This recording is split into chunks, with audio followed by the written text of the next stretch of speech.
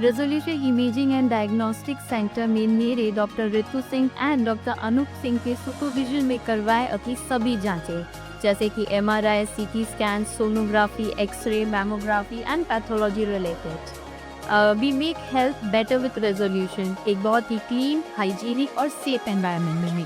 Thank you.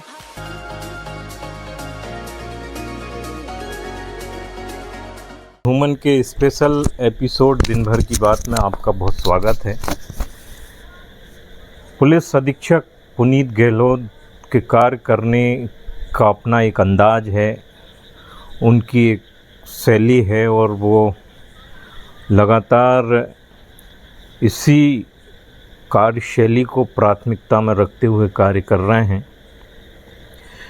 एक और जहां उन्होंने कई सारे बड़े अभियान, कई बड़े नवाचार, कई एक्सक्लूसिव ऑपरेशन चलाकर अपराध को कंट्रोल किया, अपराधियों को धर दबोचने सहित कई बड़े मामलों का समय पर खुलासा हुआ, साइबर के कई बड़े मामले उजागर हुए। इस कार्यशैली का एक दूसरा पक्ष ये भी है कि वो अपने अधीनस्थों को, पुलिसकर्मियों को, पुलिस अधिकारियों को जो बेहतर काम कर रहे हैं वे उन्हें प्रोत्साहन मिले, वे एप्रिशिएट हों और लगातार कार्यों की समीक्षा भी हो। इन तमाम विषयों पर केंद्रित होकर हर महीने रिव्यू मीटिंग भी हो रही है, हर माह कार्यों की समीक्षा होती है और जो पुलिसकर्मी, जो अधिकारी अच्छा कार्य कर रहे हैं उनको प्रोत्साहित भी किया जाता है, उन्हें सम्मान भी दिया जाता है। इसी के तहत आज समीक्षा बैठक हुई। इस दौरान जिन पुलिस अधिकारियों ने, जिन अफसरों ने, जिन पुलिसकर्मियों ने अच्छा काम किया उन्हें सम्मान दिया गया, प्रशस्ति पत्र दिए गए। इस दौरान पुलिस अधीक्षक पुनीत गहलोत ने मीडिया को क्या कहा, सुनिए।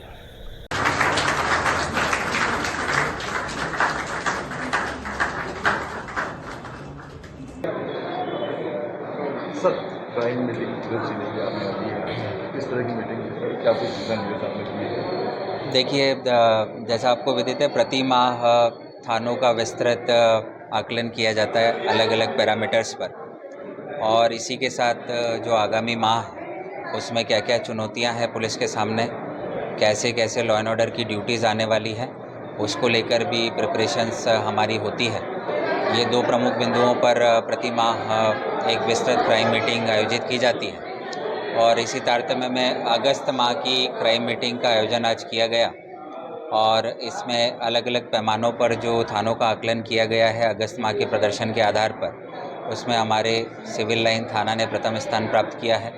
हमारा जो CSP अनुभाग है उनका सबसे बेहतर प्रदर्शन सभी अनुभागों में रहा है और इसी प्रकार हमारा पीपल रावा थाना पर पदस्थ नितेश द्विवेदी जो हैं हमारे प्रधानारक्षक हैं, उन्होंने काफ़ी उल्लेखनीय काम किया जिस पर उन्हें उत्कृष्ट पुलिसकर्मी अवार्ड भी दिया गया है। और साथ ही माह सितंबर में माता नवरात्रि का जो महान उत्सव हमारे ज़िले में होने वाला है, जो सबसे बड़ा लॉ एंड ऑर्डर का पर्व रहता है, उसको लेकर जो तैयारियां हैं, पांडालों को लेकर जो सुरक्षा है, गर्भोत्सव को लेकर जो सुरक्षा है, इसकी पूरी डिटेल में प्लानिंग की गई है और उसके उपरांत सभी हमारे जो अधिकारी हैं वो फील्ड में वापस लौटे हैं। सर, जिस तरह से सभी प्रशिक्षकों को आप सम्मानित कर रहे थे, बड़ा ही हौसला लोगों को बढ़ता है सब जितने अधिकारी हैं जिले में, क्या कहना चाहेंगे? देखिए, डेफिनेटली क्राइम मीटिंग का पर्पज़ ही यही है कि पूरे मंथ में हमारी टीम लगातार मेहनत से काम करती है, तो ऐसे लोग जो काफ़ी मेहनत से अच्छा काम करते हैं उनको पुरस्कृत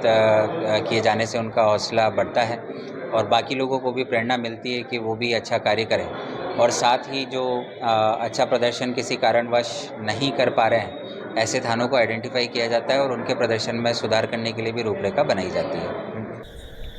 इधर कांग्रेस के ग्रामीण जिला अध्यक्ष मनीष चौधरी और शहर कांग्रेस अध्यक्ष प्रयास गौतम को जब से दायित्व मिला है तब से भी लगातार सक्रिय दिखाई दे रहे हैं। आज फिर कलेक्ट्रेट में एक विषय को लेकर ज्ञापन दिया गया। कांग्रेस नेता, कांग्रेस के युवा नेता राहुल ठाकुर ने बताया कि बेरोजगारी सहित कई मामलों को लेकर इस दौरान प्रदर्शन किया। इस दौरान और भी कई वरिष्ठ नेता मौजूद थे। मनीष चौधरी ने इस दौरान मीडिया के सामने क्या कहा, उसको सुन लेते हैं।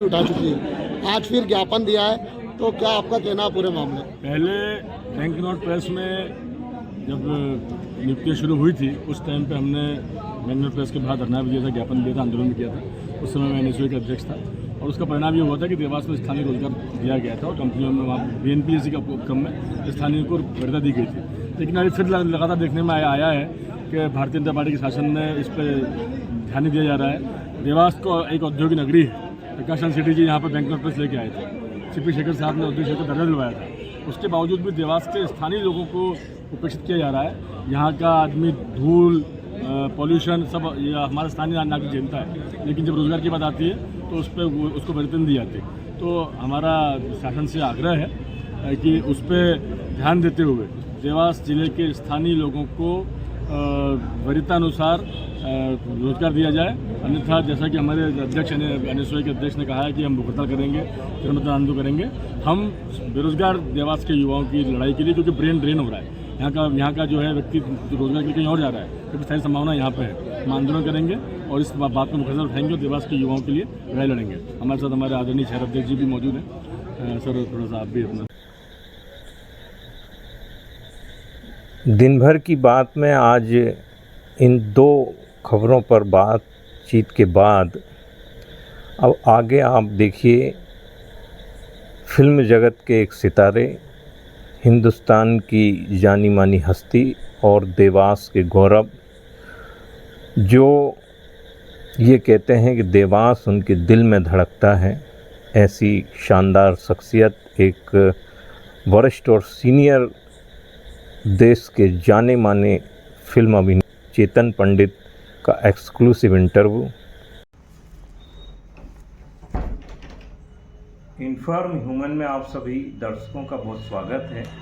आज हम एक हिंदुस्तान की जानी मानी शख्सियत, जो राजनीति जैसी फिल्मों में काम कर चुके, अजय देवगन जैसे कई बड़े स्टार, और अपने आप में आप एक बड़े स्टार हैं। देवास के लिए गौरव की बात है। आप देवास से हैं, चेतन पंडित जी, बहुत स्वागत है सर। ये एक संयोग ही है कि आज हम एक साक्षात्कार के लिए यहाँ बैठे हैं और चूँकि पहली बार इन्फॉर्म ह्यूमन के मंच पर हैं आप, हमने हाल ही में 18 अगस्त को दिल्ली लॉन्च किया है।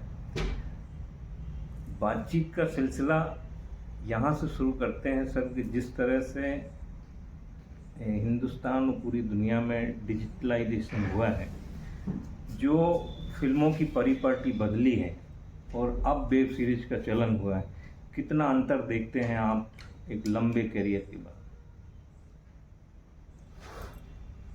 दर्शक तौर पर अंतर बहुत आया है। डिजिटल जब से फॉर्मेट आया है बहुत फ़र्क आया है, कंटेंट में बहुत फ़र्क आया है, कंटेंट कहने के तरीके में बहुत फ़र्क आया है। जो ज़रूरत मुझे महसूस होती है, जो बात मैं कहना चाहता हूँ, कि हमें मुख्य तौर पे कंटेंट पर ज़्यादा ध्यान देना चाहिए, कंटेंट की मौलिकता पर ज़्यादा ध्यान देना चाहिए। डिजिटल फॉर्मेट आने के बाद छोटे छोटे शहरों से लोग आ रहे हैं, छोटे छोटे शहरों से लोगों का पार्टिसिपेशन है कंटेंट लेखन में, डायरेक्शन में, एक्टिंग में, जो नेशन वाइड जा रहा है। रील्स बन रहे हैं आजकल, यूट्यूब पर लोग रील्स लॉन्च कर रहे हैं। लेकिन मैं समस्या कहाँ देखता हूँ, मैं ख़तरा कहाँ देखता हूँ? कंटेंट में, क्योंकि लोगों में रीडिंग की कमी है, लोगों में मौलिकता की कमी है, थॉट्स की कमी है, साहित्य की कमी है। सर, जहाँ थॉट और साहित्य की बात आती है तो आपकी एक लंबी यात्रा है, काफ़ी सीनियर आप हिंदुस्तान की पर्सनालिटी हैं। एक दौर था जब फिल्में एक संदेश के साथ बना करती थी, समाज में कहीं ना कहीं उनके अंत में एक संदेश जाता था, क्या अब वो परिपाटी खत्म हो रही है या कुछ बदल गई? परिपाटी खत्म तो खैर नहीं हुई है, मैं उसी चीज़ के लिए बात कह रहा हूँ कि वो कुछ लोग हैं जिनको वो मशाल जलाए रखनी पड़ेगी। जैसा मेरा संयोग है, सुखद संयोग है, या मेरा ये भी कह सकते हैं कि मेरा सिलेक्शन ऑफ वर्क ऐसा होता है कि आप कला जगत से जुड़े हैं, इंटरटेनमेंट तो आपका मुख्य उद्देश्य है ही, लोगों को एक रिलीफ देना, कलात्मक रिलीफ देना, लेकिन कलात्मकता का दर्जा क्या हो ये बहुत महत्वपूर्ण है। उसके साथ में एक सोशल कमिटमेंट, क्योंकि जैसे अगर मैं बहुत गहरी तौर पर आपको एक चीज़ कहूँ कि भरतमुनि के नाट्यशास्त्र में कलाकार को आम इंसान और देवताओं के मध्य का स्थान दिया गया है, लेकिन क्या जो अपने आप को कलाकार कहलाने के उत्सुक हैं, इच्छुक हैं, क्या वो उस स्तर का काम कर रहे हैं? क्या वो अपने दायित्व के प्रति सजग हैं? क्या आपको ऐसा लगता है? मैं आपसे प्रश्न पूछता हूँ, जो लोग रील्स बना रहे हैं, जो लॉन्च कर रहे हैं, जो अपने वीडियोस बना के लॉन्च कर रहे हैं, क्या वो सजग हैं? भाषा के प्रति सजग हैं? कंटेंट के प्रति सजग हैं? या आने वाली जनरेशन के प्रति सजग हैं? किस जनरेशन के लिए सजग हैं? नहीं। बात समझ रहे हैं आप? तो साहित्यिक संस्कार लोगों में, अगर मैं देवास के स्तर पर, मैंने जितना मैं काम देख रहा हूँ, लोगों को देख रहा हूँ, समझ रहा हूँ, लोगों को कूदने की जल्दी है कंटेंट में, लोगों को स्क्रीन पर आने की जल्दी है, मंच पर आने की जल्दी है, लेकिन उनको भाषा और वोकैबुलरी का कुछ जानकारी नहीं है। वो सीखना नहीं चाहते, लेकिन उनको दिखने की जल्दी, और आजकल है भी सुविधाएं हैं कि दिख जा रहे हैं आप, तो हर कोई स्क्रीन पर आ चुका, और वो अपने को दिखाने में, मार्केटिंग का युग है, एडवर्टाइजिंग का युग है ना, कोई भी दिखा सकता है आप, तो जिम्मेदारी फिर बन जाती है, ऐसा मैं सोचता हूँ। कुछ लोगों की जिम्मेदारी सबको अब, और मुझे लगता है कि कोई अकेला ही जिम्मेदार नहीं हो सकता, कलेक्टिव जिम्मेदारी लेनी पड़ेगी, सभी की जिम्मेदारी है ना। तो हम सब लोग मिलकर अगर इसमें काम करें, जागरूकता के, बिल्कुल सही बात, कंटेंट के स्तर की जागरूकता के लिए, तो इन एथिक्स को लेके भविष्य में आप कौन सी बड़ी फिल्में, बड़े प्रोजेक्ट आने वाले? देखिए, मैं प्रोजेक्ट्स जो मेरे पास आते हैं, ईश्वर की कृपा से, चूँकि पिछले 20-25 साल से काम कर रहा हूँ, तो ऑफर्स मेरे पास भर भर के आते हैं। मैं सिलेक्टेड ऑफर पे काम करता हूँ। अभी टेलीविज़न सीरियल्स का भी ऑफ़र है, जी का भी एक ऑफ़र था, लेकिन वो मुझे बांधने की बात वहाँ पर चल रही थी, एक्सक्लूसिविटी जो कहते हैं कि अब जी पे अगर आप काम करेंगे तो फिर आप जी के लिए ही काम करेंगे फिर अगले 3 साल तक।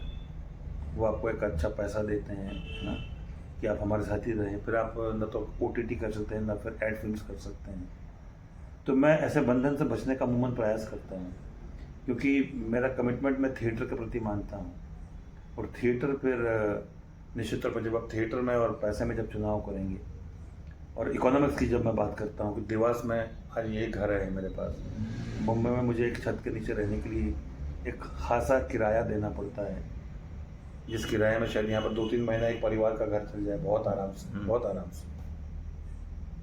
तो इकोनॉमिक्स का भी ध्यान रखना पड़ता है आपको। तो उन चीज़ों को बैलेंस करते हुए मैं कितना सोशल कमिटमेंट वाले काम कर सकता हूँ, ये मेरा उद्देश्य रहता है। जो अब मैं करूँगा, जो मैं फिल्म्स के लिए मैंने ये चीज़ छोड़ी है, अभी कल परसों जाते ही फिल्म का मेरा एक लुक टेस्ट है, चूँकि फिल्म्स की मेमोरी लोगों में ज़्यादा होती है। अगर आप राजनीति की बात करें तो राजनीति कितने साल हो गए आज, या गंगा जल की बात करते हैं लोग, मुझे देख के 2001-2002 की बात है, कितने 23-24 साल हो गए, लेकिन लोग याद करते हैं आज भी। बिल्कुल। मैं 50 सीरियल कर चुका हूँ अभी तक, कितने लोगों को याद है? अच्छा, गिनती के 3 या 4 सीरियल लोग बात करते हैं मेरे। कशिश वाला जो सीरियल है, कशिश का भी मतलब कशिश कैरेक्टर हिट हुआ था, वो कहीं तो होगा, सीरियल का नाम था। या सरस्वती चंद्र चूँकि संजय लीला बंसल लिखा था इसलिए याद है।